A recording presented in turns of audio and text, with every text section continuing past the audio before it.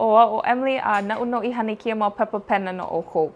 So aloha, I'm Emily, and I made these painting kits for you. I drew the pictures, and also I create all the aspects of it so that you can enjoy this activity with your loved ones or by yourself if you prefer it that way. I know sometimes my favorite thing to do is just have time to paint for myself, and it's super nice having a painting kit because you don't have to think about what you're going to paint. You just get in and start painting. So let me go over what's in the kit, and this is just going to be a brief overview with more videos to come going over more so how you can use the kits. Be sure to reference some of the photos that are going to be on this page so that you can see what it could look like finished. I'm going to be including some paintings that I've done and also some that my own keiki have done and others as well. First thing you're going to notice in your painting kit is you're going to have the image printed of what you're painting. So this image is printed professionally, so it's not gonna smear as you're painting it. So that's really important. If you were to just print this on your home printer, then it would probably smear as you're painting it. So that's not gonna happen with your image. You also have a blank sheet of watercolor paper, and this is to get your color swatches on and also to just test out kind of what you're thinking of for your image. Also in the kit, there's gonna be a mixing plate. Do not take the mixing plate out of the plastic. This happens a lot. Students usually take the paper out, and that kind of defeats the purpose of having something to mix on.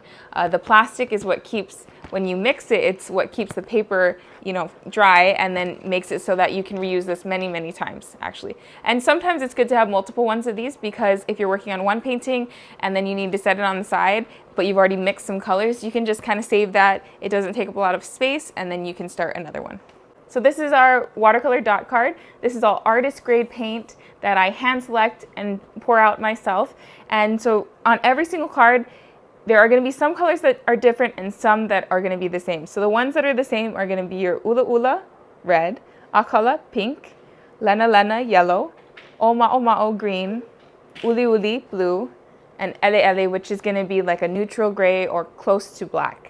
And then on the side, I have ekahi, elu, ekolu. These are 3 additional colors. You have your primary colors, and then you got these additional colors just for fun. So I always make sure you have at least the colors that you always need, but then it's always fun to try out some other different ones. So in every kit, it might be a little bit different, and that's all part of the fun of having one of these, okay? The last thing is going to be this instruction page. It's gonna let you know, it's going to tell you any other materials that you're going to need to get, as well as have this QR code that you can scan and find this video and this page that's going to have helpful instructions to help you make your kit. So that's all the things that are in the kit. I'll just do a quick demo of kind of what it looks like to use it, and then let you guys get started. The only other additional items you're going to need is a cup of water and a paintbrush. I'm going to be using my Ko'ulumaika watercolor quill brush. And then you will also need a pencil. Okay? So we're going to start with color swatching, which is essentially you're just going to see what each of these colors look like on watercolor paper. So there are 9 colors, so I'm going to make 9 rectangles. Not taking up the whole page so that I still have room left to try things.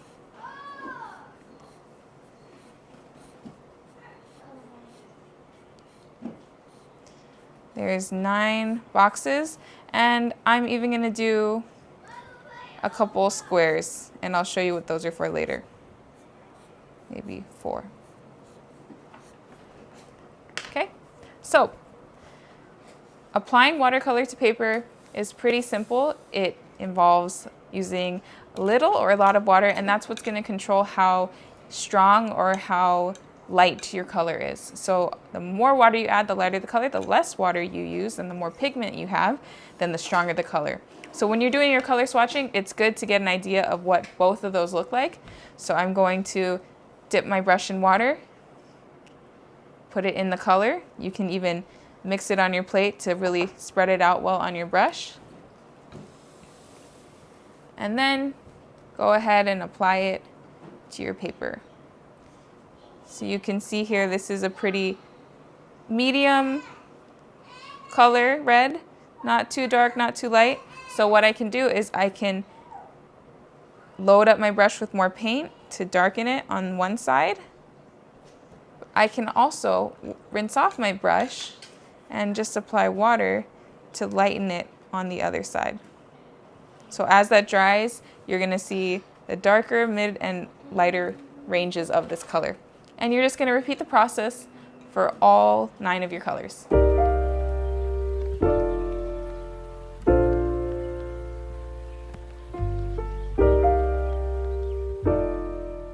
Okay, now that that's done, these 4 boxes here are for color mixing. That's the last thing we're gonna go over. Basically, when you're color mixing, you can mix on your mixing plate and then apply it to the page. So for example, I already have some ula ula, some red on my mixing plate. So I'm gonna go ahead and see what it looks like if I add in a little bit of this turquoise green and see what color I get. And that's looking like I had too much turquoise. So I'm going to add in just a little bit more ula ula.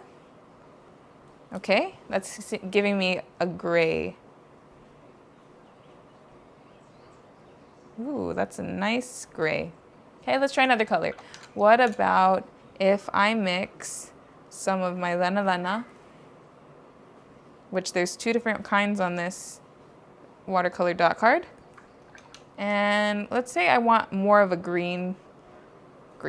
So some of the Lena Lena, some of this uli uli. Looks like there's too much uli uli, so I'm gonna go back in, grab some more Lena Lena.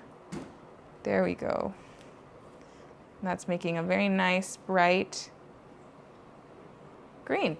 Okay? What other colors can we mix? Let's say I want a nice dark brown. Well, I'm going to try and mix that with some of this orange. It's kind of like a burnt orange. And maybe a little bit of this oma'oma'o. Maybe that was too much. Although that's kind of a lovely green. I'm gonna put that on this color right here. Happy Accident. Very foresty, deep green. Okay, let me try and add a little of this ula ula. See if that'll give me a nice brown. It's looking a little bit more gray. So I'm gonna go back in with some Lena Lena. That's looking a little bit more green. Okay, let's try this again with the ula ula. It's looking a little bit more brown, but I think we still need just a tiny bit more. Oh, that was too much. See, the mixing process can be finicky. Now we're back at green. A little bit more red. Okay, there we go. There's some brown.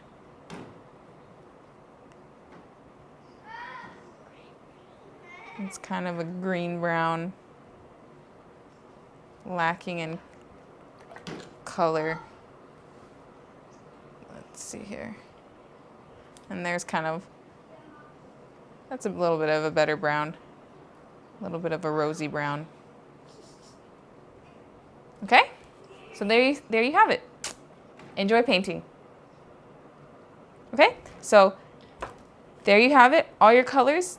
Practice mixing, and then when you go over to your painting, essentially you just have fun with it, paint it, and if you ever aren't sure what color you're at, you can use your scratch paper to test things out first over here before you apply it here. Because with watercolor, once you put it on and it dries, you can't really paint over it or remove it, which is a wonderful blessing because it makes really fun, transparent pieces or paintings, but it can also be tricky because if you make a mistake that you might think is a mistake, maybe it's not really a mistake, but if you make a mistake, there's not really any going back. Mahalo nui a oko no ka nana ana I kia vikio, a me ka pena ana I kia mo ki I mea'u, o ko'u makemake oia no ka oko nane ana oia oko e pena ana I ki ia.